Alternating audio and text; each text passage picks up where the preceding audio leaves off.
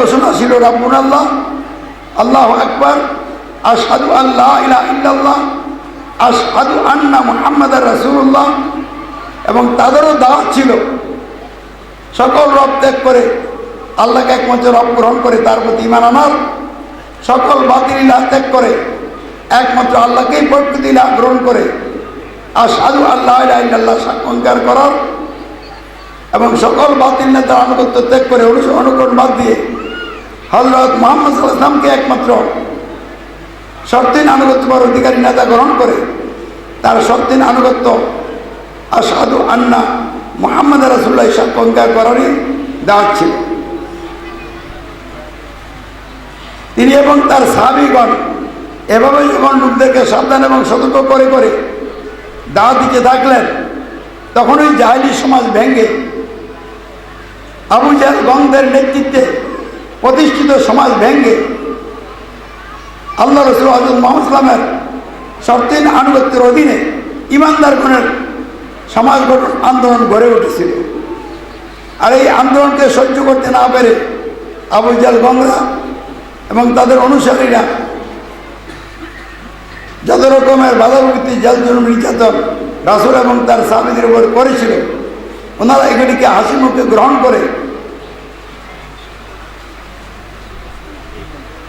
দাওয়াতি আন্দোলন তীব্র থেকে তীব্রতর করেছিলেন। চূড়ান্ত পর্যায়ে তারা এই আন্দোলনকে সহ্য করতে না পেরে এই আন্দোলনের মূল নেতা আল্লাহ রাসূল হযরত মুহাম্মদ সাল্লাল্লাহু আলাইহি ওয়াসাল্লামের জীবনকে নাশ করার জন্য, তাকে হত্যা করার জন্য সিদ্ধান্ত গ্রহণ করলো এবং টিম গঠন করলো, এবং সেই টিমকে হত্যা করার দায়িত্ব দেওয়া হলো। কিন্তু আল্লাহর ইচ্ছায় তিনি মক্কা থেকে হিজরত করে মদিনায় চলে আসলেন, আল্লাহর নির্দেশে চলে আসলেন। মদিনায় আল্লাহর সার্বভৌমত্বের ভিত্তিতে মুসলিম অমুসলিম সকলকে নিয়ে একটি ইসলামী রাষ্ট্র গঠনের ভিত্তিপ্রস্তর স্থাপিত হল। অর্থাৎ ধর্মীয় দিক থেকে ইহুদি সম্প্রদায়ের লোকেরা তাদের ধর্ম করার স্বাধীনতা পাইল, কারণ ধর্ম যার যার, রাষ্ট্র হতে হবে সকলের। তা আল্লাহর বিধানের ভিত্তিতে আল্লাহ রাসূল হযরত মুহাম্মদ সাল্লাল্লাহু আলাইহি ওয়াসাল্লামের নেতৃত্বের আনুগত্যে একটি কল্যাণকর রাষ্ট্র প্রতিষ্ঠা লাভ করল।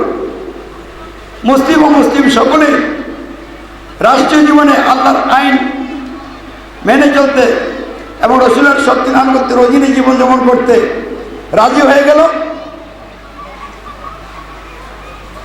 এভাবে চলতে চলতে 10 বছর একটা পরিপূর্ণ ইসলামী রাষ্ট্র কায়েম হয়ে গেল। বলুন আলহামদুলিল্লাহ।